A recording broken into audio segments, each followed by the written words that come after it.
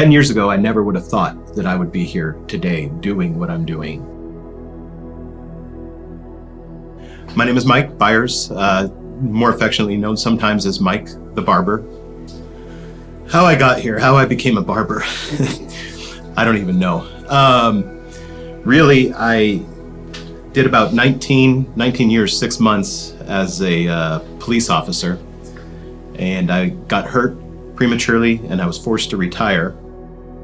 After going to my state-appointed doctor, he told me that I could not return as a police officer.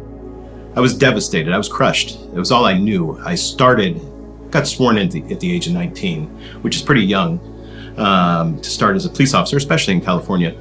But I started at 19, and when I got hurt, it's all I knew.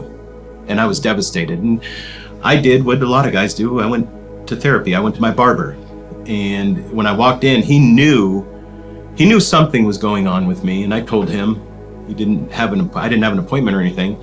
But when I told him what was going on, I told him that I had to retire. It just came from the doctor. He looked at me and he goes, "Mike, that's great news." And I thought he was crazy for a minute, and he says, "Well, you should be a barber. You'd make a really good barber." And again, I still thought he was crazy because it wasn't on my bingo card, as I say sometimes. So basically what it all came down to is I went to my wife and I presented it to her, and she was like, "Of course, you're going to go be a barber." She said, "Barbering, you can make your own schedule." So I did. I became a barber, and I make my own schedule now. And 10 years ago, I never would have thought that I would be here today doing what I'm doing. When I moved to Idaho, I told myself that I was going to change who I was.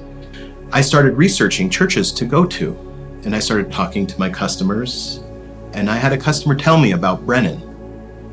And the very next day after this customer told me about Brennan moving up here, how he knew Brennan, how he was a great pastor, the next day I'm actually here in the barbershop and I'm cutting hair, and was actually talking about Calvary Chapel, and I forget who the customer was that was in my chair.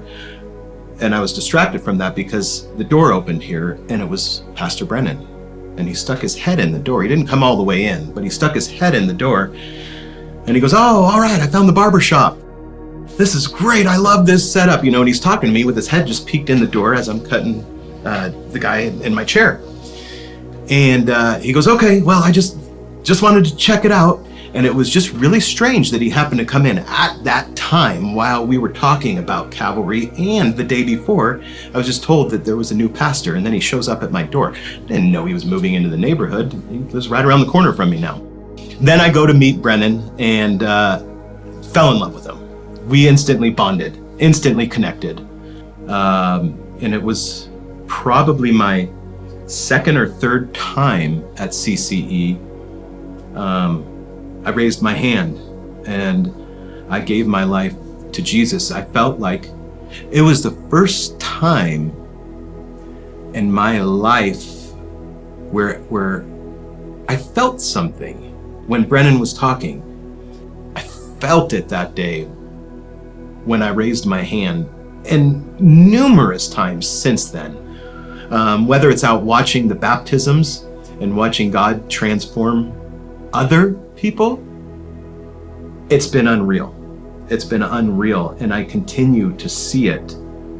I would say that's the difference. That's the difference. I just see him impacting so many people, and it just continues to grow. That day during the summer when we did the baptisms was so impressive, so impressive. And my daughter Paisley did it as well. And that was really cool to see. I don't know where I'm headed. Honestly, I don't know where I'm headed. I don't know what God has in store for me. I can tell you I'm anxious to find out, because it's been a fun ride since I thought my life was figuratively ending when I got hurt. And that moment I got hurt and was told that I would not return, I was crushed, devastated. Why would God do that to me? I now know why. He didn't want me doing that anymore. He wanted me here. He wanted me here, connecting people. And that's what I'm doing.